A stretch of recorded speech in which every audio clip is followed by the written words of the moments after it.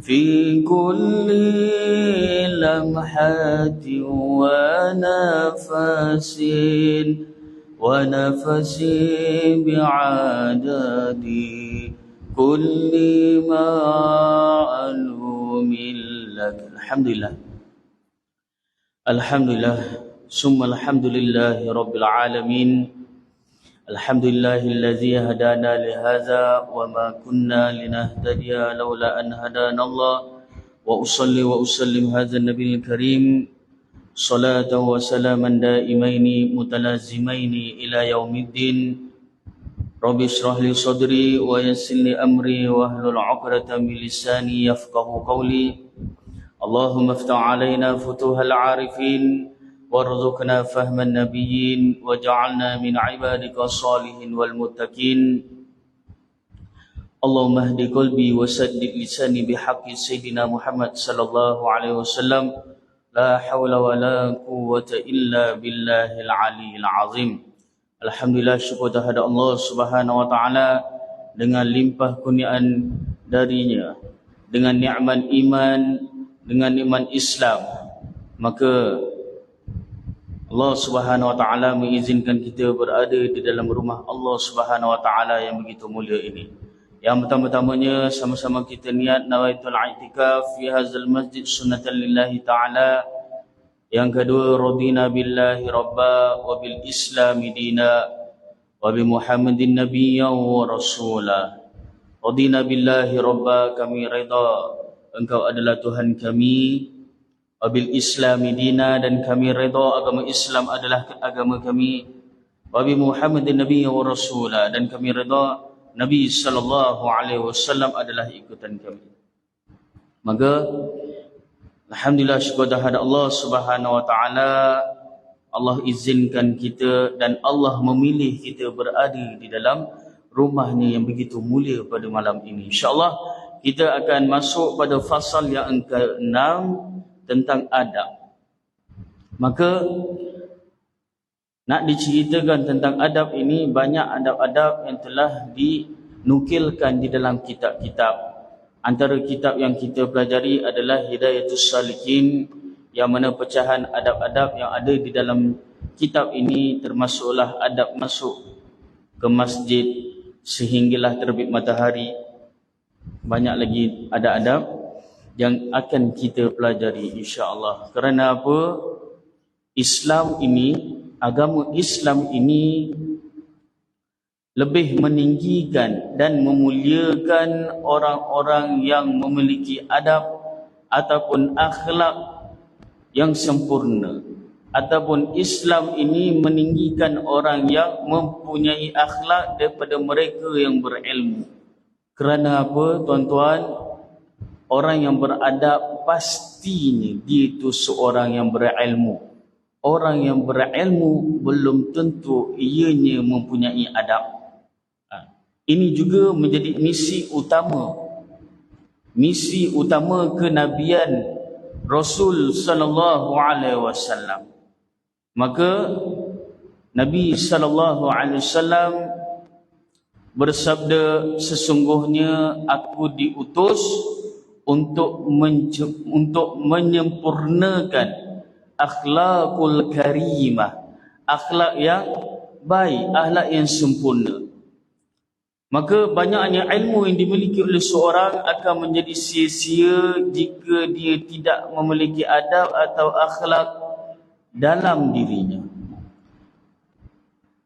Jika tidak mempunyai akhlak, maka seseorang itu akan mempunyai kesulitan menemukan jalan yang semestinya, kerana adab dan akhlaklah yang menjadi pembatas serta memberikan arahan bagaimana menyikapi tentang ilmu tersebut. Kalau tidak kerana adab, kalau tidak kerana akhlak, maka tiada sempurna iman seseorang.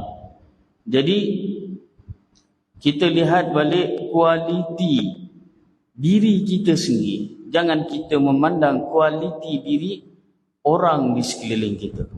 Pertama-tamanya kita melihat balik diri, kualiti diri kita sendiri, seberapa banyak ilmu yang dimiliki, tetapi bagaimana akhlak dalam memanfaatkan ilmu yang kita ada.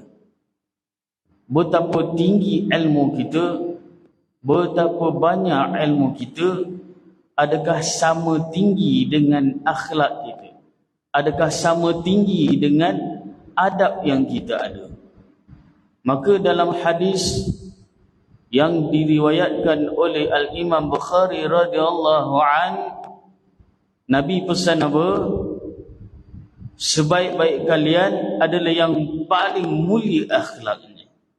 Dan Nabi SAW pernah bersabda, esok di hari kiamat, orang yang paling dekat denganku, orang yang paling hampir denganku adalah orang yang baik sebaik-baik akhlaknya, orang yang tinggi adab. Maka menjaga adab ataupun menjaga akhlak ini adalah cerminan diri kita, cerminan jiwa kita. Maka adab yang menjadi hal ataupun akhlak yang menjadi salah satu hal yang paling penting dalam kehidupan, baik kehidupan kita sendiri ataupun kehidupan keluarga, lebih-lebih lagi kehidupan bersama masyarakat. Maka adab dan akhlak ini menjadi nombor satu dalam setiap pergaulan. Dengan adanya adab ataupun dengan adanya akhlak yang baik, seseorang Muslim akan menjadi mulia. Mesti seseorang Muslim yang mempunyai adab ataupun akhlak yang tinggi, mulia di hadapan Allah Subhanahu wa taala dan Rasulnya. Lebih-lebih lagi dengan Rasulnya sallallahu alaihi wasallam serta sesama manusia. Orang yang tinggi akhlaknya, orang yang tinggi adabnya, maka dia disenangi oleh daripada kalangan ahli-ahli masyarakat ataupun orang di sekelilingnya. Maka tidak hanya itu, adab ataupun akhlak ini menjadi salah satu amal yang boleh ditanamkan dalam diri kita sendiri sebagai satu bekal pahala ataupun sebagai satu lembah pahala di akhirat esok. Sebab apa?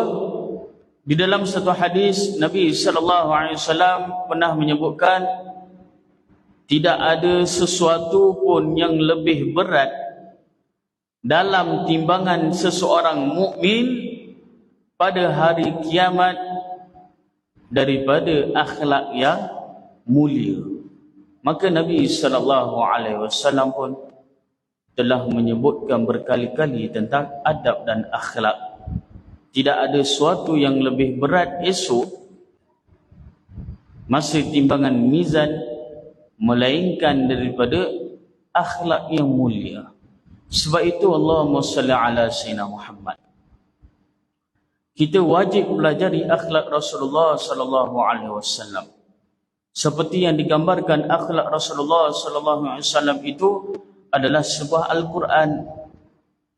Maka pelajarilah kita, carilah kita bagaimana ingin menyempurnakan adab yang sempurna mengikut Nabi sallallahu alaihi wasallam. Sebagai seorang mukmin, sebagai seorang Islam, wajibkan dalam diri kita, tanamkan dalam diri kita untuk mengikuti sifat Rasul sallallahu alaihi wasallam. Maka kita lihat balik konsep akhlak dan adab dalam Islam, yang mana adab ini satu merupakan yang dilakukan secara sedar. Akhlak ataupun perangai ini dibuat dalam keadaan sedar, berteraskan. Akhlak dan adab ini haruslah dipelajari, haruslah diketahui tentang ilmunya berteraskan ajaran Al-Quran dan hadis. Dalam arti kata lain, adab dalam Islam bukanlah sesuatu yang dicipta, ataupun adab dan akhlak ini bukan diada-adakan oleh manusia dengan menurut kehendak ataupun kemahuan nafsu manusia itu sendiri. Perkara ini diterangkan di dalam Al-Quran dan hadis, daripada sekecil-kecil adab sehinggalah sebesar-besar adab. Maka hal ini dilihat dalam kehidupan seharian, iaitu kita membaca bismillah seperti membaca bismillah ketika nak makan ataupun membaca bismillah ketika sebelum makan, yakni doa makan. Yang mana yang kita tahu doa makan, Allahumma barik lana, Allahumma barik lana. Itulah doa yang sebaik-baik doa yang kita boleh ikut dan merupakan adab sebelum menikmati sesuatu nikmat, maka disebutkan dulu oleh nama Allah Subhanahu wa taala. Selain itu, kita juga diajar untuk makan menggunakan tangan kanan. Kerana apa? Tangan kanan ini merupakan salah satu adab yang diterangkan dalam Islam. Dan semua orang tahu belah kanan mestilah perkara-perkara yang baik, perkara-perkara yang positif. Sebelah kiri semua orang dah tahu, semua dah maklum, belah kiri semuanya adalah perkara-perkara yang daripada yang negatif. Kecuali memang dilahirkan ataupun dia ni OKU ataupun cacat anggotanya, maka dibenarkan menggunakan tangan kiri seandainya tangan kiri dia itu lebih sempurna daripada tangan sebelah kanan. Seterusnya, kita lihat balik konsep akhlak dalam Islam mengandungi 4 aspek yang diterangkan dalam Al-Quran dan hadis. Adab dan akhlak konsepnya berteraskan dengan 4 aspek yang diterangkan dalam Al-Quran dan hadis. Maka akhlak ini ataupun adab ini bukan diada-adakan ataupun di-create oleh manusia. Maka adab dan akhlak ini Allah telah ceritakan dalam Al-Quran dan banyak juga diceritakan dalam hadis, iaitu iman, 4 perkara tadi: iman, Islam, taqwa dan ihsan. Maka 4 perkara ini aspek merupakan asas yang utama kepada pembentukan dan amalan yang mulia, iaitu pembentukan akhlak ataupun adab yang tertinggi. Hal ini kita tengok juga amalan akhlak yang tinggi. Mudah-mudahan Allah terima tentang akhlak yang kita bawa ini. Kita berdoa banyak-banyak kepada Allah Subhanahu wa taala, moga Allah beri kita ilmu ataupun Allah memilih kita, menjadikan kita seorang yang dapat mengikut akhlak Rasulullah sallallahu alaihi wasallam. Maka 4 konsep yang pertama tadi adalah iman. Macam mana kita nak lihat iman? Konsep yang pertama kita lihat dulu, iman ini merupakan kepercayaan, pengakuan hati serta pengakuan lidah yang disertakan dengan amalan yang dilakukan dengan dizahirkan menggunakan anggota badan kita. Jika kita beriman dengan Allah dan kita mempercayai kewujudan Allah Subhanahu wa taala, maka kita akan patuh kepada segala suruhan dan perintah Allah Subhanahu wa taala melalui hati ataupun ucapan. Dan perkara ini juga disertakan dengan perbuatan anggota badan, seperti contohnya misalnya solat 5 waktu. Maka contoh lain, Selain solat 5 waktu, membaca Al-Quran, kita berzikir, sedekah dan sebagainya. Dan perkara-perkara ini Allah telah sebutkan di dalam Al-Quran dan hadis. Selain itu, selagi dinamakan Islam, selagi yang dinamakan seorang itu adalah orang Islam, maka kita wajib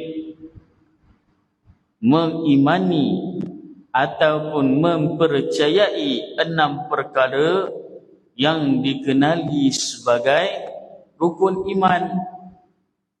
Daripada dulu kita dah belajar tentang rukun iman daripada sekolah-sekolah rendah lagi. Maka kita lihat balik, beriman kepada Allah Subhanahu Wa Taala menunjukkan kita ni percaya. Ingat, iman itu adalah percaya dan pengakuan hati serta pengakuan lidah. Dan kita zahirkan dia dengan menggunakan anggota badan kita. Contohnya seperti tadi, solat 5 waktu, sedekah, zikir, baca Al-Quran dan sebagainya. Maka kita lihat rukun iman kepada Allah Subhanahu Wa Taala yang pertama-tama telah disebutkan, pernah dikisahkan kepada satu kisah seorang Arab Badui bertemu dengan Rasul sallallahu alaihi wasallam. Ya Rasulullah, boleh tak ceritakan dekat aku apa itu iman? Maka Rasul sallallahu alaihi wasallam cakap apa? Iman itu yang pertama, hendaklah engkau yakin dan percaya yang Allah itu wujud, dan hendaklah engkau beriman kepada Allah, beriman kepada malaikat, beriman kepada kitab-kitab Allah, beriman kepada Nabi dan Rasul, beriman kepada hari akhirat, dan akhir sekali hendaklah engkau beriman dengan qada dan qadar. Maka Arab Badui itu terus tanya lagi dengan Rasul sallallahu alaihi wasallam, bagaimana aku ingin memeluk agama Islam? Maka di saat itu diceritakan dalam hadis tersebut, maka Nabi sallallahu alaihi wasallam ceritakan tentang iman, ceritakan tentang Islam, apa itu Islam, dan Nabi ceritakan apa itu ihsan. Maka kita lihat balik, Islam itu adalah merupakan nama yang diberikan sendiri oleh Allah Subhanahu Wa Taala kepada agama yang dibawa serta disampaikan oleh Nabi sallallahu alaihi wasallam. Maksud dari nama Islam adalah mentauhidkan Allah Subhanahu Wa Taala, patuh serta mentaati perintahnya, beriman kepada ajaran yang dibawa oleh Nabi sallallahu alaihi wasallam. Maka semua para nabi membawa ajaran yang mentauhidkan Allah. Hal ini untuk menyeru seluruh umat Islam agar menyembah dan mentaati perintah Allah, iaitu Tuhan sekalian alam. Maka kita wajib mentauhidkan Allah Subhanahu Wa Taala. Agama Islam juga merangkumi semua aspek kehidupan seperti pentadbiran. Agama Islam juga ajar kita tentang ekonomi dan sebagainya. Dan tambahan pula, akhlak juga ditekankan dalam setiap aspek yang diterangkan tentang pentadbiran, ekonomi dan sebagainya. Itu Islam ini menerapkan akhlak dalam setiap perbuatan yang kita buat. Maka nilai-nilai akhlak yang ditetapkan tidak hanya tertumpu kepada umat Islam sahaja. Akhlak kita ini, kita tidak boleh hanya dengan orang Islam sahaja kita tunjuk akhlak ataupun adab yang baik. Maka ia digunakan juga kepada semua golongan yang bukan Islam juga. Adab dan akhlak yang baik itu adalah contoh kepada orang yang bukan Islam. Biar dia melihat bagaimana cantiknya Islam, indahnya Islam.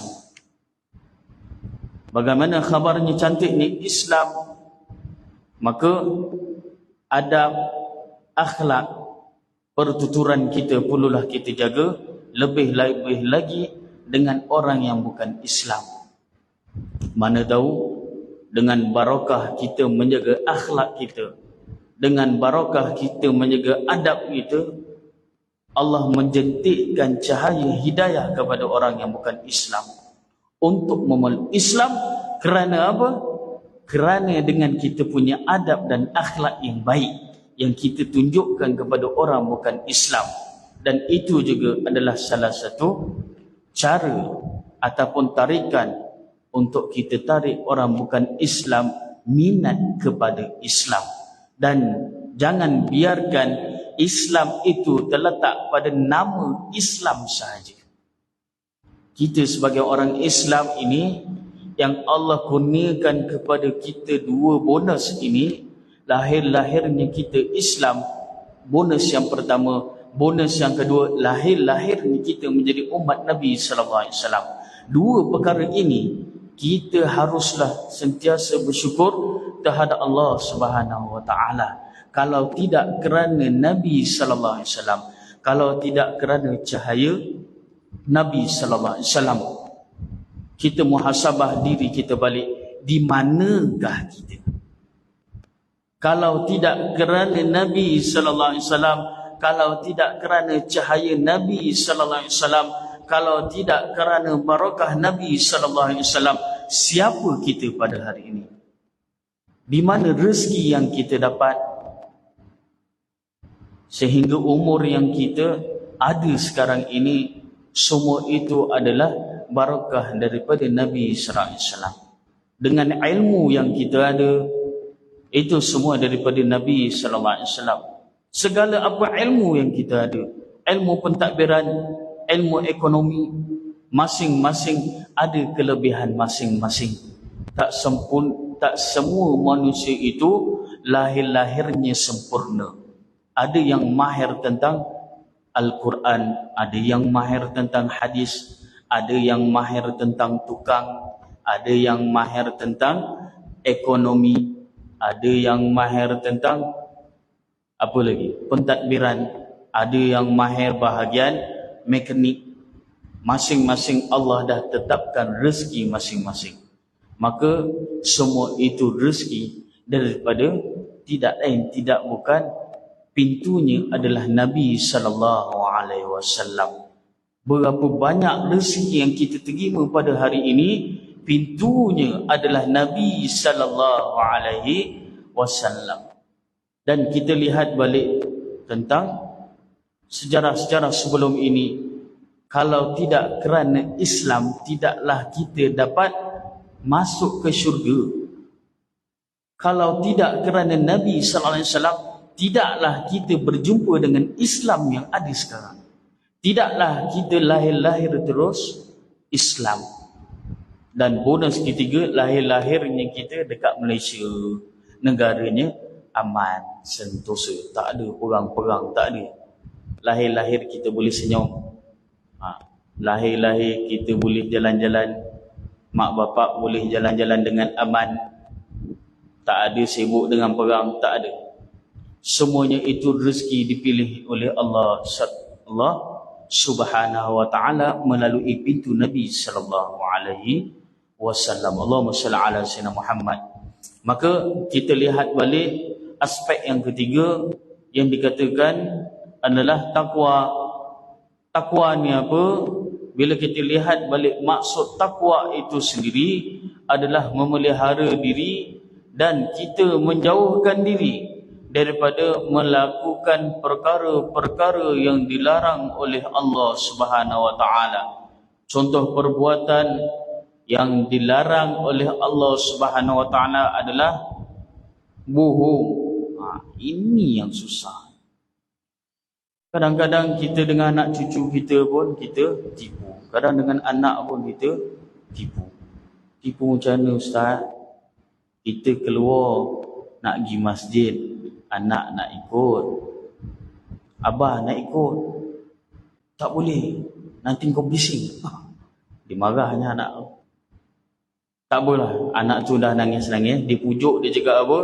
Tak apa, balik nanti abah belikan aiskrim ataupun abah belikan gula-gula. Maka senyaplah budak tu sampai ke sudah. Balik masjid, anak dah tunggu standby dekat depan pintu rumah sebab dia dah dengar motor bapak dia dah balik. Dia dah cakap, ini mesti aku dapat balik aku punya aiskrim.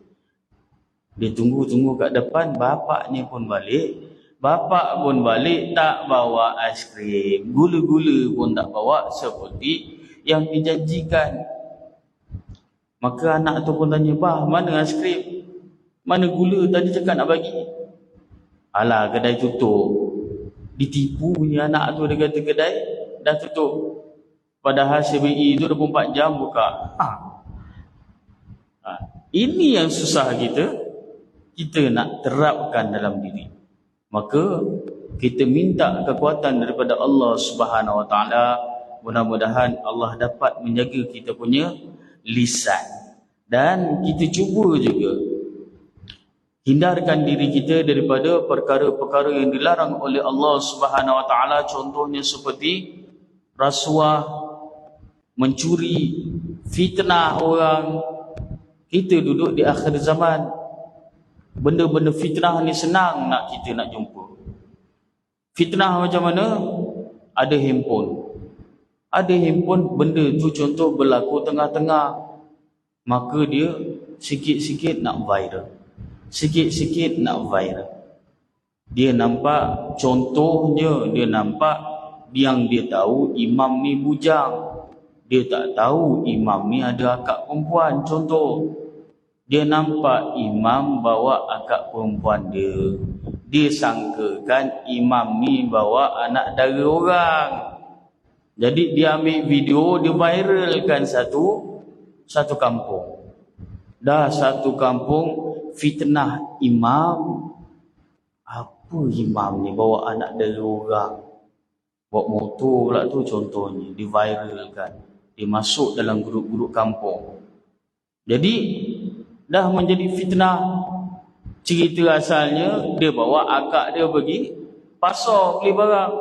Tetapi orang yang suka menabur fitnah ataupun suka viral-viral tak tentu pasal ni, maka dia telah membesarkan rangkaian dosa-dosa dia. Maka siapa yang nak tanggung? Orang yang tukang viral itulah tanggung. Tanggunglah dosa orang-orang lain yang tak tahu. Yang tahu tak apa. Yang tahu mungkin dia akan cakap itu akak dia, bukan anak dara orang dia buat lagi. Fitnah. Hidup di akhir zaman penuh dengan fitnah. Orang baik pun kena fitnah, orang tak baik pun kadang-kadang lagi teruk kena fitnah. Ini yang kita takut. Minta kepada Allah supaya Allah hindarkan kita daripada terkena akhlak-akhlak yang tidak baik ini. Maka salah satu ciri-ciri orang yang bertakwa, dia berusaha menjauhkan diri dia daripada melakukan perkara yang dilarang oleh ataupun yang dimurkai oleh Allah Subhanahu Wa Taala. Ni orang lelaki yang pergi sayang Jumaat tiap-tiap minggu dengar. Tiap-tiap minggu imam dah pesan, takwalah kepada Allah, takwalah kepada Allah, takutkanlah kepada Allah. Kalau tidak kerana iman dan takwa kita, maka kita minta kepada Allah supaya Allah beri kita iman dan takwa yang jati dalam diri kita. Bila kita ada iman dan takwa dalam diri, maka kita nak buat dosa, kita nak menabur fitnah, kita nak berbohong, kita nak mencuri, segalanya kita akan ingat kembali kepada Allah Subhanahu Wa Taala. Maka alhamdulillah cukup sampai sini. Nanti kita akan sambung lagi pelajaran yang seterusnya, bab ihsan. InsyaAllah masa yang tak bagi masa, kita akan sambung pada minggu yang seterusnya. Segala yang baik datang daripada Allah Subhanahu Wa Taala. Segala salah silap daripada diri saya sendiri. wal afu minkum. Kita tangguhkan majlis ini dengan tasbih kafarah dan suratul as. Bismillahirrahmanirrahim. Subhanakallahumma wa bihamdika asyhadu an la ilaha illa anta astaghfiruka wa atubu ilaik. Bismillahirrahmanirrahim. Wal 'asri innal insana lafi khusr illa allazina amanu wa 'amilus solihat wa tawassaw bil haqqi wa tawassaw bis sabr. Wal 'afu minkum. Assalamu alaikum warahmatullahi wabarakatuh.